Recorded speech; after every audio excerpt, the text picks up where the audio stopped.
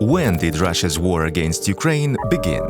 But why should 2014 be considered a countdown to the Russian-Ukrainian war? Because in 2014 Russia occupied the Crimean Peninsula. Although there was no full-scale armed invasion as in 2022, it was still a war.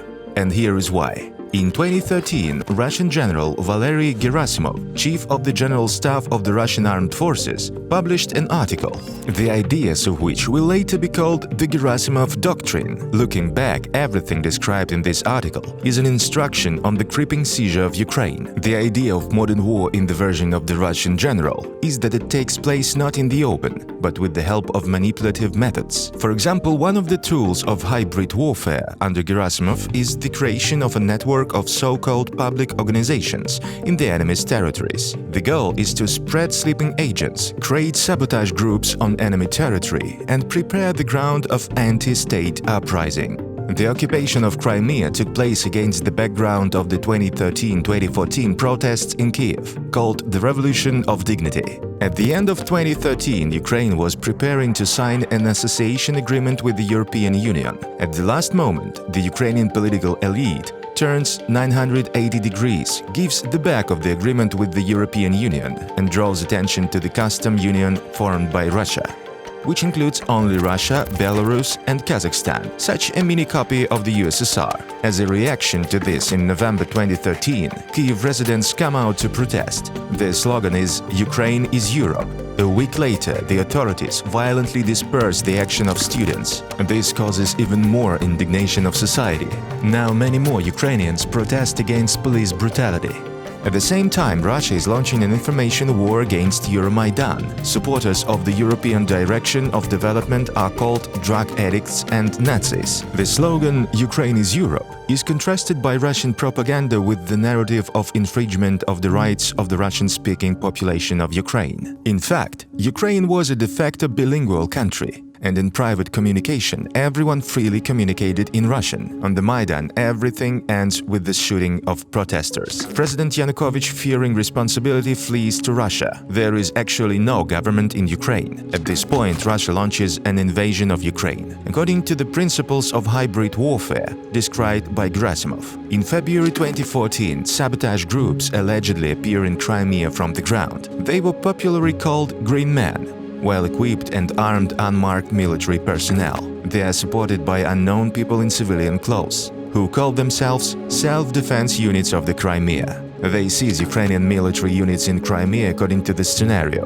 The so-called self-defense units are dressed in civilian clothes. They break down the gates. The Ukrainian military are not ready to shoot at civilians, and they give in shock.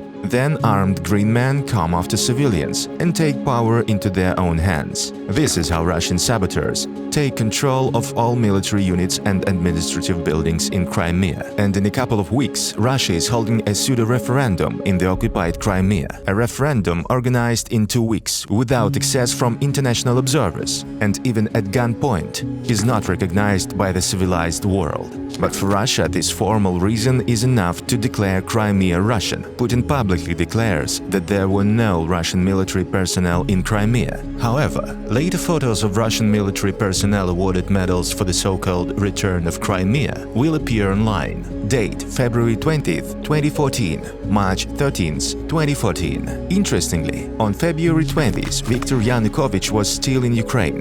Therefore, the argument that Russia acted in response to the so-called coup in Kyiv is a lie. This detail reveals the truth that the Russian Federation acted according to a previously approved plan of attack. But not everything stops in Crimea. According to the same scheme, civil rallies, seizure of administrative buildings, Russia occupied 2 eastern regions of Ukraine, Donetsk and Luhansk. The events that took place in Kramatorsk and Slavyansk were crucial. On April 12th, about 15 unidentified men in army equipment and well-armed seized the Kramatorsk City Police Department. Immediately after the building is surrounded by militants, people in civilian clothes and titushkas come there and tear the flag of Ukraine from the building. Apparently, this scenario assumed that it was the civilian protesters who should show political will. This is how the uprising of the people of Donbas was staged. The video of this capture became widely known due to the fact that one of the militants on the recording ordered journalists to move behind the parabric, that is, behind the curb. In Ukraine, the majority learned the meaning of this word after this incident, which gave out the rebels as visiting Russians. On the same day, a group of militants led by Girkin, mostly participants in the Crimean events, captured Slavyansk. At about 9 a.m., two buses with about 20 armed militants drove up to the building of the Slavyansk City Department of the Ministry of Internal Affairs, which seized the institution. During the assault, they used smoke bombs and tear gas and fired into the air. Ukraine is launching an anti-terrorist operation in the east of Ukraine, liberating some cities and gaining a foothold on the approaches to Donetsk and Luhansk.